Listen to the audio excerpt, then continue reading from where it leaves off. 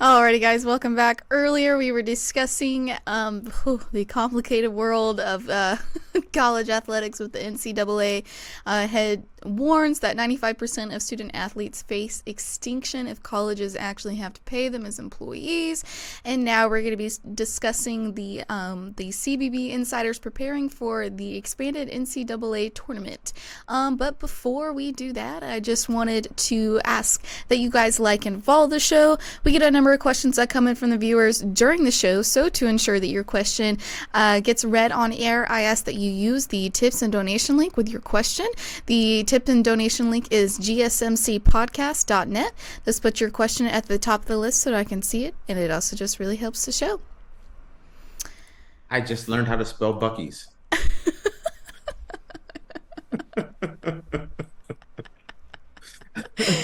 Do you want to explain that?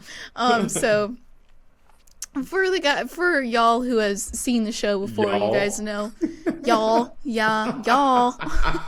I'm from the South, y'all. Yes. I'm sorry, Faith.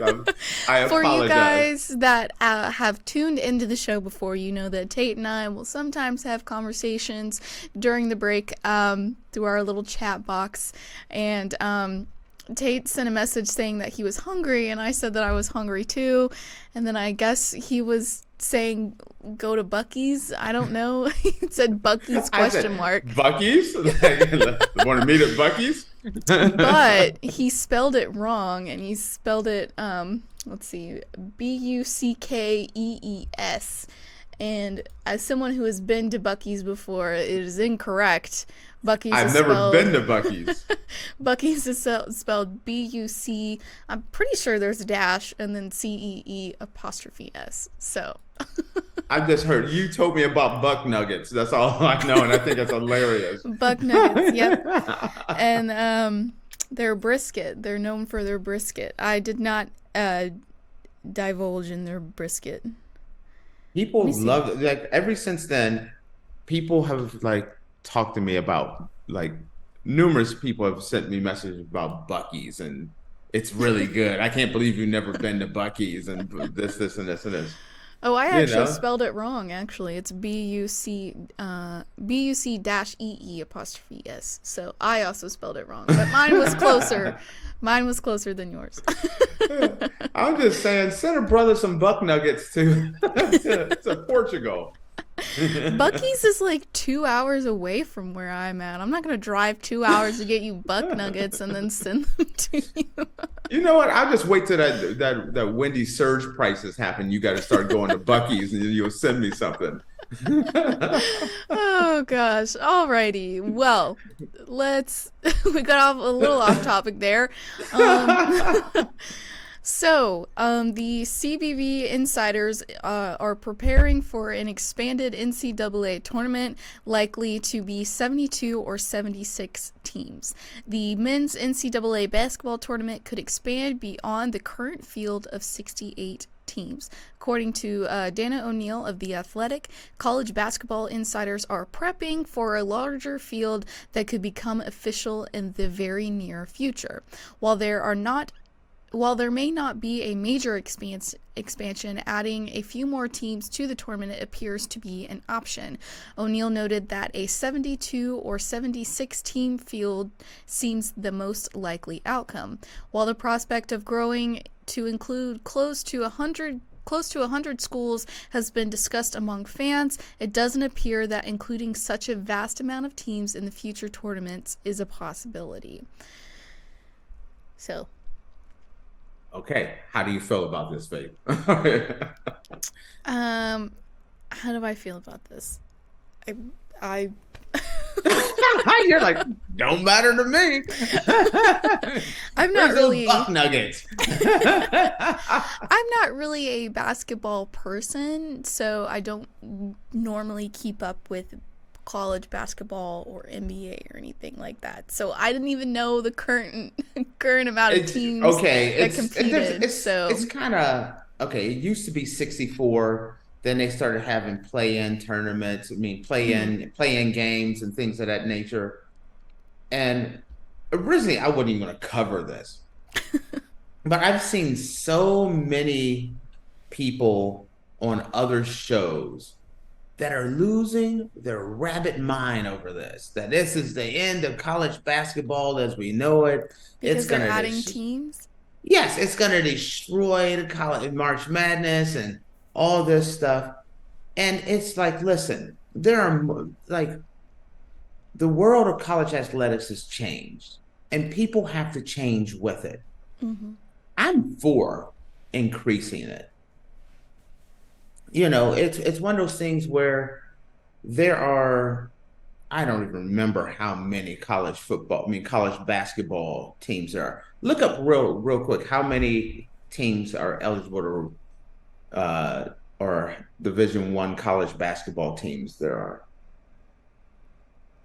I think there's at least 150, 200 teams. Do you know? Let's see. Let's see how fast Faith is with her looking up information here.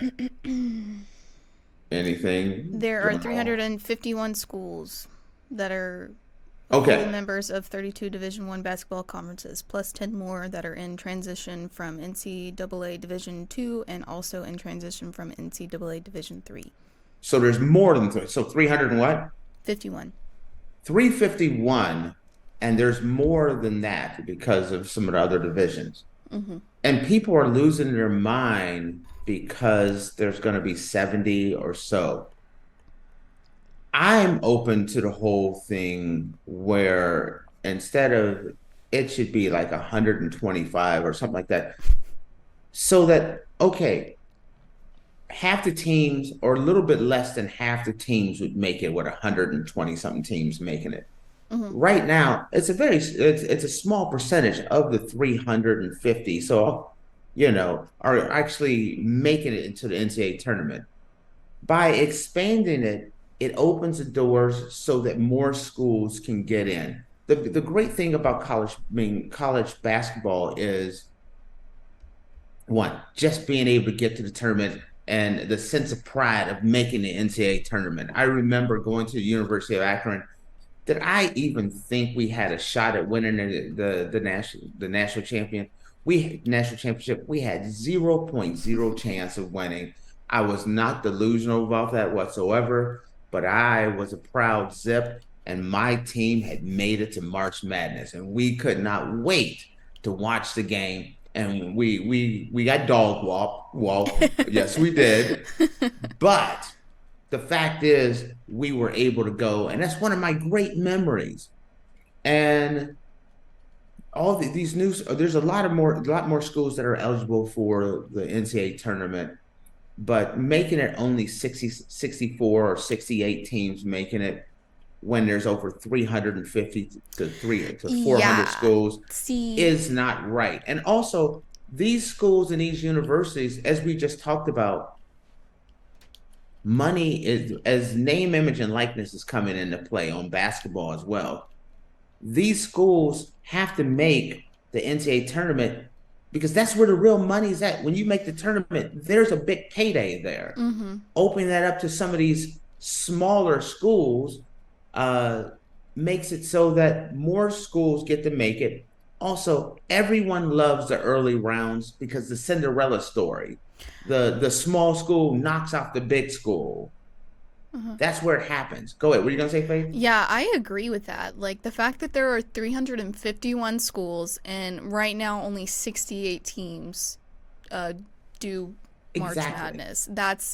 That's such a small number in my opinion, and it needs to be a lot larger number because how can you decide from 351 schools that only 68 of them get to go to the tournament? Like, that just doesn't make any sense to me. Right. It's not fair. And the real money, the money is getting into the NCAA tournament. So if you're Buchtel or some small school, Bucknell or any of those schools or Cleveland State, being able to make it to the tournament, I mean, for communities, it not only does it bring television dollars, but to all the people that comes to these regional games fly in because they haven't seen Cleveland State make it to March Madness in 20 years. So they're all going there, and it injects money into these cities where these regional games are played. It gives them these universities money. It helps the kids where maybe they can get some little extra endorsement money, name, image, and likeness. It helps some of these programs that are teetering on. Hey, we're losing money. Some of these programs are losing money, but when they make it to March Madness, that's the money they need to get from in the red to having a successful program. It opens up doors, and it's not like they're saying, oh my God, let everyone in. We're just saying, I'm saying, let half the teams in. Not all of them, just half. 120 or 120, 125 schools get in. You have you're not adding another round, because when they have the play-in games, that round already exists. We're not saying, hey, it's going to add an extra 2 weeks onto the March Madness tournament. That's what I was going to ask. I was going to No, ask if you think that people are so upset about it because March Madness is going to be so much longer than what it is. it is not. The play-in tournament, not play-in, but the play-in games, they already happened right before the tournament happens. Okay.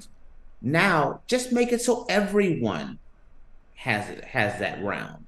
Instead of it being some other schools, there's a small group of teams that have to play a game, and then they win, and then they have to turn around, and then they have to play another game right away. Well, just make everyone have to play that game and then play the next round so that it's fair for everyone. More teams get in, and there's more money for some of these universities. There's a lot of very small universities out there that depend on it. And Gonzaga and things like that. I remember before, no one even knew who Gonzaga was, but because they were able to make it to the March Madness, they did a couple of upsets. Their program grew, and now Gonzaga is a real program. They're a major. They've become a college basketball, might I say, blue blood. Well, other universities deserve that same opportunity. And by expanding the tournament just a round that already exists, we're not saying add 4 more rounds to it. They're already playing the play-in games. Just make it so everyone has a play-in game. Wouldn't extend it. And even if you did, even let's say you tried to say, hey, why don't we just kick it out a couple extra days? Okay, you kick it out an extra 3 days. It's not the end of the world. So that's the reason why I am pro it. And there's so many guys, when I watch the other sports stations out there, and this is the way it has always been. It's just gonna ruin it. Well, it's already been ruined. When they start, it used to be 64. It used to be 32, then 64. Then, and 64 was like the perfect number. Then they started having play-in games, and now they're already doing that round. Give everyone that chance. Give a lot more schools a chance, because where it's going to benefit the bigger universities, yes, they're going to make more money. The Big 12 is going to make more money. The ACC is going to make more money. The Big 10 and all those guys.